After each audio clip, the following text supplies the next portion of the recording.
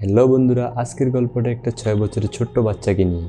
এই বাচ্চাটা ছোটবেলা থেকেই মার্শাল আর্ট শিখে শিখে একজন ভয়ঙ্কর যোদ্ধায় পরিণত হয়েছে। তবে পড়াশোনার জন্য হঠাৎ করেই তাকে গ্রাম থেকে শহরে চলে যেতে হয়। তবে শহরে যাওয়ার পর প্রথম দিকে তাকে কেউই ঠিক মতো চিনতে পারে না, কিন্তু ছেলেটা যখন তার পাওয়ার দেখানো শুরু করে তখন সবাই তার ফ্যান হয়ে যায়। তবে এই শহরের জীবনটা ছেলেটার জন্য খুব একটা মঙ্গলজনক হয় না, কারণ সেখানে যাওয়ার পর থেকেই তার উপর একের পর এক নানান সব বিপদ আপদ দিয়ে আসতে শুরু করে। তবে ছেলেটার সাথে শেষ পর্যন্ত কি হয়েছে সেটা দেখার জন্যই আজকে আমাদের এই গল্পের আয়োজন। লি 6 বছরের একটি ছোট্ট বাচ্চা, তবে বয়সে ছোট হলেও শক্তি আর বুদ্ধিমত্তার দিক থেকে সে ছিল অনেকের দিক থেকে এগিয়ে। কারণ ছোটবেলা থেকেই সে শাওলিন টেম্পলে পরে থেকে মার্শাল আর্টের প্রশিক্ষণ নিচ্ছে, আর এত বছর ধরে কঠিন প্রশিক্ষণ নিয়ে সে একজন দক্ষ মার্শাল আর্ট যুদ্ধে পরিণত হয়েছে। আজকে লিয়ের জীবনের একটা গুরুত্বপূর্ণ দিন, কারণ এত বছর ধরে সে যা কিছু শিখেছে আজকে তার সে সব কিছুর পরীক্ষা দিতে হবে। অর্থাৎ তার থেকেও বয়সে অনেক বড় যোদ্ধাদের সাথে তার মারামারি করে আজকে তার নিজেকে প্রমাণ করতে হবে। এই পরীক্ষার নিয়ম অনুযায়ী সেখানে একটা আগরবাতি জ্বালানো থাকবে, আর সে আগরবাতি পুরোপুরি শেষ হবার আগে লিকে টেম্পলেট 3জন সেরা ফাইটারকে হারাতে হবে। তো যাই হোক, ফাইট শুরু করার আগে লি তার সিনিয়রদের কাছে ক্ষমা চেয়ে নেয়। এরপর সে কিছু বুঝে ওঠার আগেই তার উপর একজন ফাইটার আক্রমণ করে বসে, অর্থাৎ তার পরীক্ষা শুরু হয়ে গিয়েছে। লড়াইয়ে সিনিয়র ফাইটার তাকে ধরাশায়ী করে ফেলে এবং দেওয়ালের দিকে ছুঁড়ে মারে। তবে লি তার স্কিল ব্যবহার করে খুব সহজেই ফিরে আসে এবং উপরে থাকতেই তার সিনিয়রকে কয়েকবার আঘাত করে। এরপরেই তাদের দুজনের মধ্যে তুমুল লড়াই শুরু হয়ে যায়, আর এক পর্যায়ে লি ওই ফাইটারকে একটা বাঁশের জুড়ির মধ্যে আটকে ফেলে। পর মুহূর্তে তার সামনে দাঁড়ালো তলোয়ারধারী একজন ফাইটার চলে আসে। লি খুব সহজেই তার হাত থেকে তলোয়ারটি নিয়ে ওই ফাইটারকে নিরস্ত্র করে দেয়, আর এতে বাধ্য হয়ে তার সিনিয়র হার মেনে যায়। আর এই থেকেই বোঝা যাচ্ছিল যে গতি, ক্ষিপ্রতা আর দক্ষতার মিশলে লি একজন অপ্রতিরোধ্য যোদ্ধায় পরিণত হয়েছে। তো যাই হোক, এখন তার সর্বশেষ ফাইটারের সাথে লড়াই করার পালা। লি মন্দিরের এদিক সেদিক সর্বশেষ প্রতিপক্ষকে খুঁজতে থাকে। সে ফাইটার তখন মন্দিরের এক কোণে বসে ধ্যান করছিল, কিন্তু সে ধ্যানে থাকা অবস্থায় লি এর উপস্থিতি টের পেয়ে যায়। তাই রুমে থাকা আয়নার দিকে সে হাতের মালা থেকে একটি গুটি ছুঁড়ে মারে। আয়না থেকে সূর্যের আলো রিফ্লেক্ট করে লি এর চোখে লাগে। লি চোখে কিছুই দেখতে পায় না, কিন্তু তারপরেও সে তার সিনিয়রকে আক্রমণ করার চেষ্টা করে। তবে সিনিয়র তার আক্রমণ প্রতিহত করে উল্টো তাকিয়ে ধরে ছুঁড়ে মারে। সে জিতে যাওয়ার জন্য লিকে আবার আক্রমণ করতে চায়, কিন্তু সুকৌশলী লি এবার তার পায়ের নিচ দিয়ে বের হয়ে যায় এবং পাল্টা আক্রমণ করে বসে। এই সিনিয়রের সাথে ফাইট করতে লিয়ের একটু কষ্ট হচ্ছিল, কিন্তু শেষমেশ লি তাকে সজোরে একটা আঘাত করে, আর এতে ওই সিনিয়র হার মানতে বাধ্য হয় এবং ঠিক সেই সময় রুমে থাকা আগরবাতি নিভে যায়। অর্থাৎ তার পরীক্ষায় তিনি পাশ করেছে। এরপর লি সগৌরবে মাথা উঁচু করে সেখান থেকে বাইরে বেরিয়ে যায়। পেছনে দাঁড়িয়ে থাকা সেই 3জন সিনিয়র ফাইটার তার প্রতি শ্রদ্ধা জ্ঞাপন করে। এর পরের সিনে আমরা দেখতে পাই লিয়ের গুরু তাকে বলছে, তুমি পরীক্ষায় 88 মার্ক পেয়েছো, অর্থাৎ তুমি মন্দিরের সবার চেয়ে ভালো রেজাল্ট করেছো। তাই এখন শহরের কোনো একটা স্কুলে তোমাকে পড়ালেখা করার জন্য যাওয়া দরকার। গুরু আরো বলে, শহরে আমার হান নামের একজন বন্ধু আছে, তার কাছে গেলে সে তোমাকে ভালো স্কুলে ভর্তি করিয়ে দেবে। হান নামের ওই ব্যক্তিটা মূলত একজন বিজ্ঞানী এবং তার 3টি ছেলে মেয়ে রয়েছে। তো সেই দিন লি তার গুরুর কথা মতো শহরে যাওয়ার উদ্দেশ্যে বেরিয়ে পড়ে। এর পরের চিনে কুংফু ফাইটার ফাং নামে আমরা একজনকে দেখতে পাই। ফাং তার স্কুলের কুংফু ক্লাবের হেড, সেই সাথে কুংফুতে সে বেশ পারদর্শী। ফাং এর আবার একটা ছোট বোন আছে, যে কিনা তার ফাইটিং এর অনেক বড় ফ্যান। অর্থাৎ ফাং কোনো খেলায় অংশ নিলে তার ছোট বোন তাকে উৎসাহ দেওয়ার জন্য সবসময় পাশে পাশে থাকে। ফাং এর এই কুংফু ক্লাবটা আবার ম্যানেজ করে ল্যান নামের একটি কিউট মেয়ে। ল্যান মনে মনে ফ্যাংকে অনেক পছন্দ করে, কিন্তু সে কখনই ফ্যাংকে বলতে পারেনি। ল্যানের আবার একটা ছোট ভাই আছে, যে খুবই পেটুক, অর্থাৎ সারাদিন খাই খাই করে। এদের সবার বাড়ি কিন্তু আবার কাছাকাছি, এক কথা তারা প্রতিবেশী। একদিন বিকেলে ল্যান বসে বসে ফ্যাং এর কুংফু ফাইটিং এর ভিডিও দেখছিল, আর অন্যদিকে তার ছোট ভাই একের পর এক চিপসের প্যাকেট সাবার করে যাচ্ছিল। তাদের বাবার নাম ডাক্তার হান এবং তাদের মা কয়েক বছর আগেই মারা গিয়েছে। হান বর্তমানে সারা দিনটা কাজ নিয়ে ব্যস্ত থাকে। আপাতত সে গোপনে একটা স্পেশাল ডিভাইস বানাচ্ছে। তবে সে যন্ত্রের খবর কোনোভাবে একটা মাফিয়া গ্যাংকের কাছে পৌঁছে গিয়েছিল, তাই তারা প্ল্যান করেছিল যে যন্ত্রটা বানানো হলেই তারা নিয়ে যাবে। তো কাজ করতে করতে হান একদিন তার ছেলে মেয়েদেরকে কল করে। তবে ল্যান তার বাবার উপর কিছুটা বিরক্ত, কারণ সে সারাদিন শুধু কাজ কাজ করে, বাচ্চাদের একদমই সময় দেয় না। তবে তাদেরকে বলে সে সুযোগ পেলেই বাসায় আসবে। সে আরও বলেছে, আমি তোমাদের জন্য কিছুক্ষণ আগে একটা গিফট বক্স পাঠিয়েছি, এখন তোমরা সেটাকে খুলে দেখো। মূলত বক্সের ভেতরে সেই যন্ত্রটা ছিল যেটা এতদিন গোপনভাবে বানিয়েছিল, আর সন্ত্রাসী গ্যাংয়ের লোকেরা এই জিনিসটাকে নিতে চায়। তাদের এই ভিডিও কলের মাঝে লি তাদের বাসার দরজায় নক করে। তখন ল্যান তাকে রিসিভ করে। এদিকে দেখা যায় সন্ত্রাসীরা হানের উপর আক্রমণ করছে, কিন্তু ল্যান তখন লিকে নিয়ে ব্যস্ত থাকা ভিডিও কলের এসব কিছুই দেখতে পায় না। তখন ওই গ্যাং লিডার হানকে থ্রেট দেয় যন্ত্রটা তাকে দিয়ে দেওয়ার জন্য, কিন্তু হান বলে, আমি এমন কোনো যন্ত্র তো বানাইনি, তোমরা যে ধরনের যন্ত্রের কথা বলছো এমন কোনো যন্ত্র পৃথিবীতেই নেই। একথা শুনে গ্যাং লিডার আরও রেগে যায় এবং তাকে সেখানে বন্দি করে রাখে। এরপর গ্যাংয়ের মেম্বাররা হানের অফিসের সিসিটিভি ফুটেজ চেক করে দেখছেন কয়েক ঘন্টা আগেই তার সেই যন্ত্রটা তার বাসায় পাঠিয়েছে, যেটা বর্তমানে হানের ছেলে মেয়ের কাছে আছে।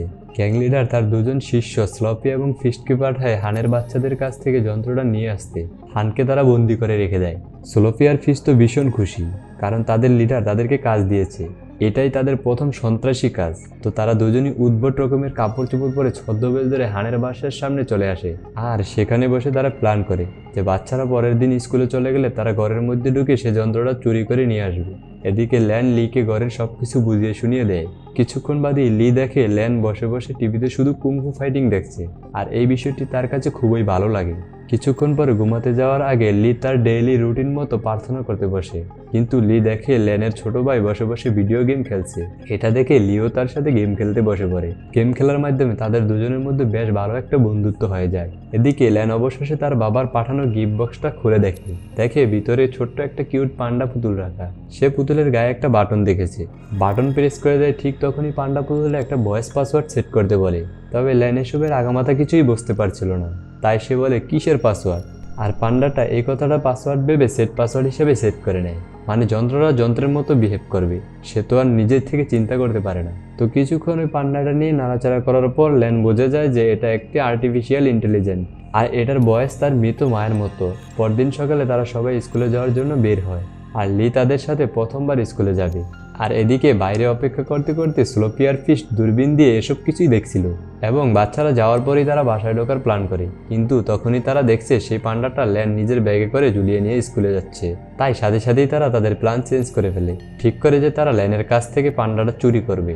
স্কুলে যাওয়ার পথে ফ্যাং আর তার বোনের সাথে ল্যানের দেখা হয়।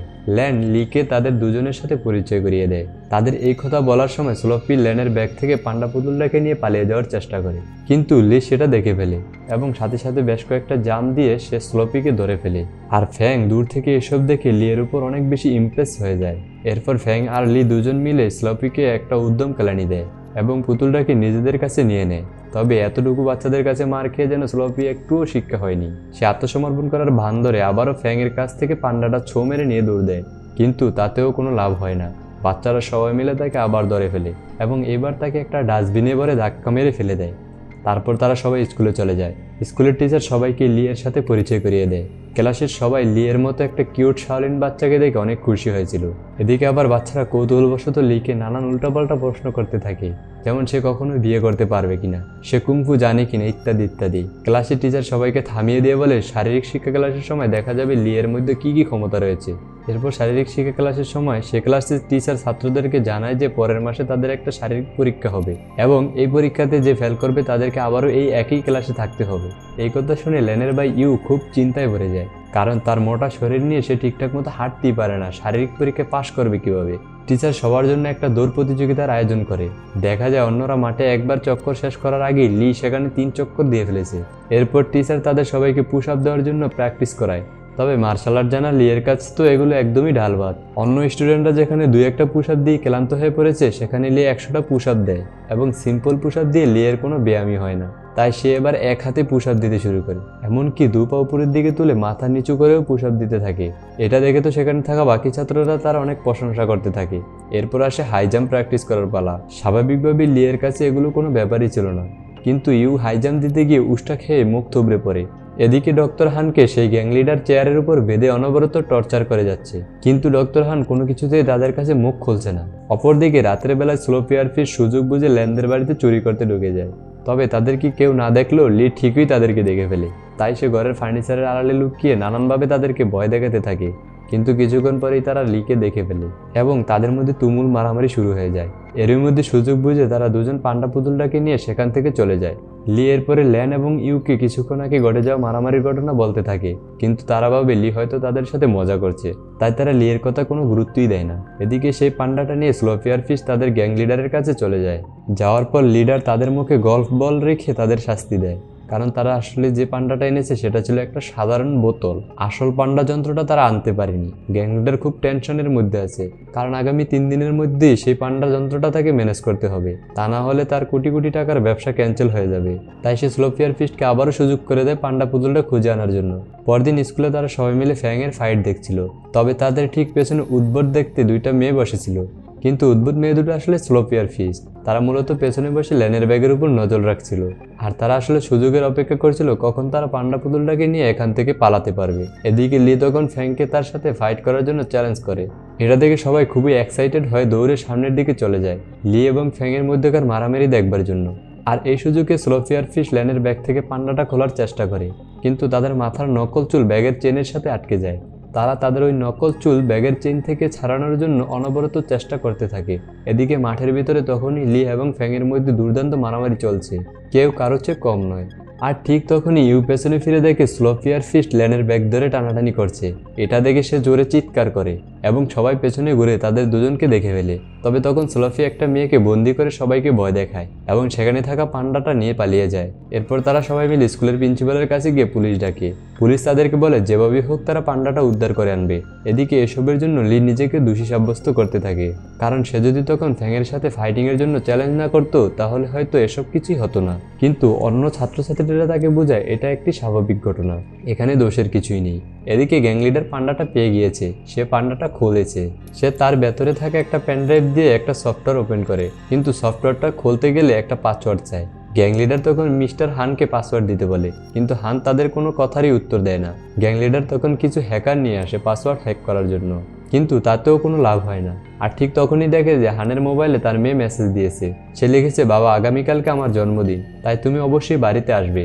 গ্যাং লিডার তখন একটা প্ল্যান করে। প্ল্যানটা হলো সে ল্যানকে কিডন্যাপ করে তার কাছ থেকে পাসওয়ার্ডটা বের করবে। তাই সে হানের মোবাইল থেকে ল্যানের মেসেজের রিপ্লাই দেয় যে পরের দিন সে সময় মতো বাসায় থাকবে। পরের দিন ল্যানের বন্ধুরাও তার জন্মদিনের পার্টিতে আসে।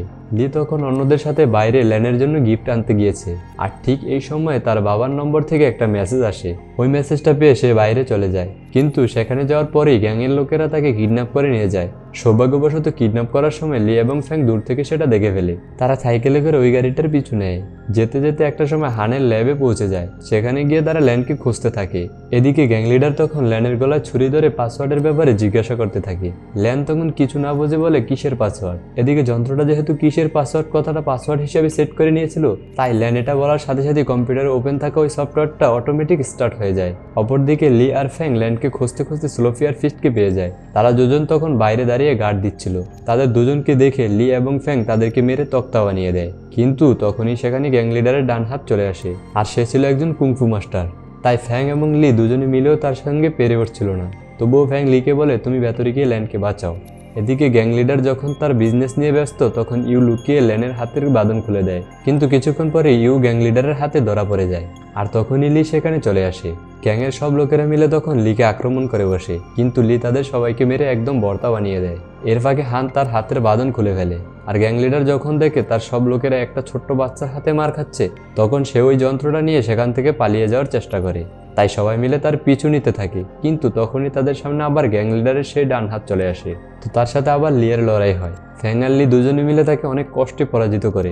এদিকে বাকিরা সবাই মিলে গ্যাং লিডারকে ধরে ফেলেছে। আর তখনই বাংলা সিনেমার মতো সবার শেষে সেখানে পুলিশ চলে আসে। গ্যাং লিডার এবং তার সাঙ্গপাঙ্গদের সেখান থেকে অ্যারেস্ট করে নিয়ে যাওয়া হয়। আর এভাবেই আজকের গল্পটি এখানেই শেষ হয়ে যায়। তো বন্ধুরা, কেমন লেগেছে এই গল্পটি? যদিও গল্পটা অনেকটা সাদামাটা, তবুও আপনার মতামত জানাতে বলবেন না। বন্ধুরা, দেখা হবে পরবর্তী ভিডিওতে। ততক্ষণ পর্যন্ত ভালো থাকবেন। আর যারা আমাদের হিস্ট্রি বাজার চ্যানেলের নতুন, তারা আমাদের চ্যানেলটি অবশ্যই সাবস্ক্রাইব করে রাখবেন, সামনে আরও ভালো ভালো নতুন নতুন ভিডিও পাওয়ার জন্য। আল্লাহ হাফেজ।